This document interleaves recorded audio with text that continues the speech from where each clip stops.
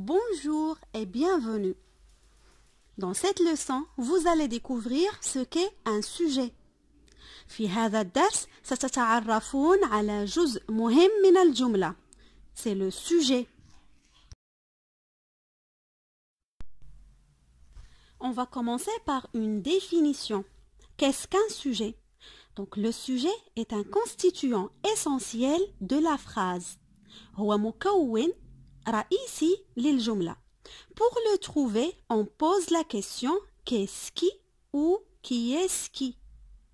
لإيجاده نطرح السؤال qu'est-ce qui ما الذي أو qui est-ce qui من الذي.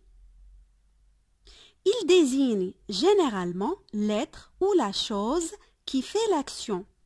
هو يشير بشكل عام إلى الكائن أو الشيء الذي يقوم بالفعل ou qui est dans l'état exprimé par le verbe.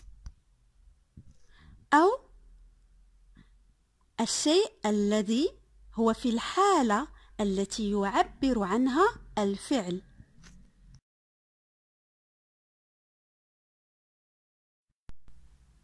Prenons un exemple. Le coffre était vide. Le coffre était vide. كان الصندوق فارغا. Donc, pour identifier le sujet, on pose la question qu'est-ce qui était vide?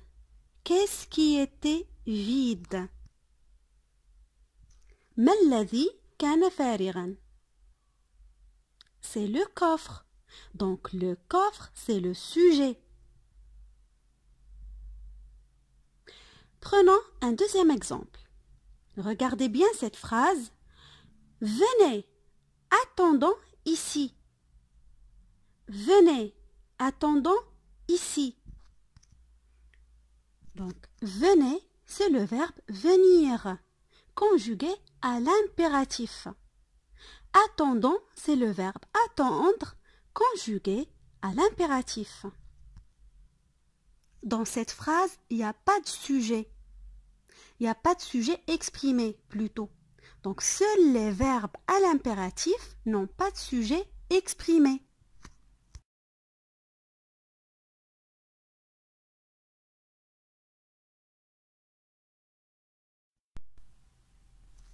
Parlons maintenant de la classe grammaticale du sujet.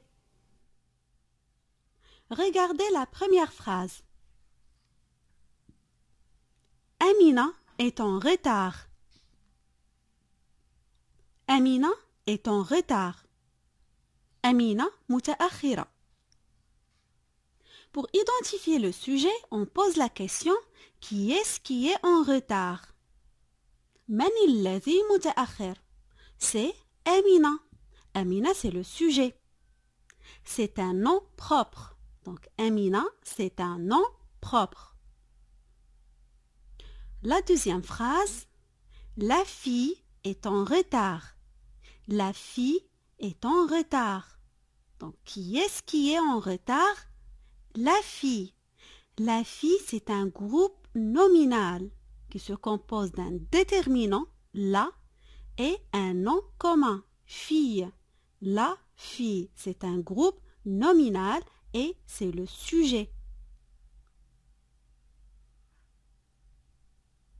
Pour la troisième phrase, cela ne lui arrive jamais. Cela ne lui arrive jamais. Pour identifier le sujet, on pose la question qu'est-ce qui ne lui arrive jamais? ما الذي لا يحدث لها أبدا? Qu'est-ce qui ne lui arrive jamais? Cela. Donc cela, c'est le sujet. Cela, c'est un pronom. Donc la classe grammaticale de sujet, c'est un pronom. Cela. Qui remplace le fait d'arriver en retard. Donc le sujet est souvent un nom comme Amina, un groupe nominal comme la fille ou un pronom comme cela.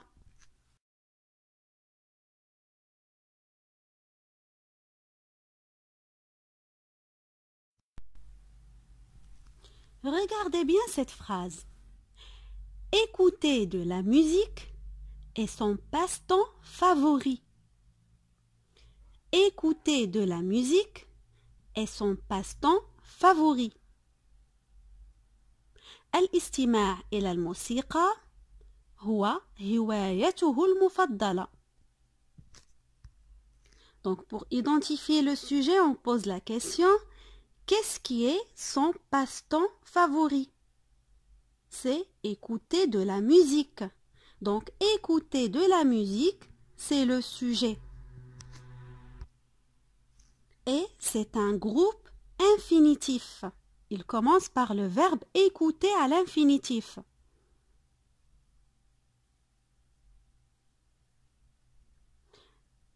Donc la deuxième phrase: que tu fasses des progrès comblerait tes parents.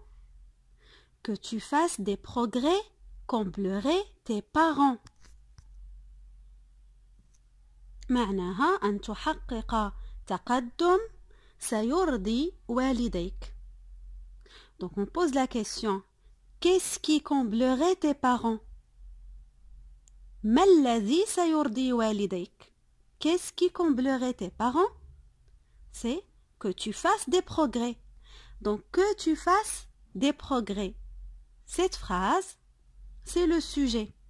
C'est une subordonnée conjonctive. Donc le sujet peut être également un infinitif ou un groupe infinitif ou bien une subordonnée conjonctive.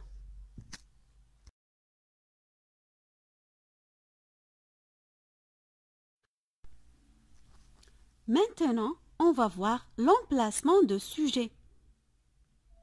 Donc le sujet est le plus souvent placé avant le verbe. في أغلب الأحيان يكون قبل الفعل, comme dans la phrase Amine joue tranquillement. Donc Amine, c'est le sujet, c'est un nom propre. Joue, c'est le verbe jouer.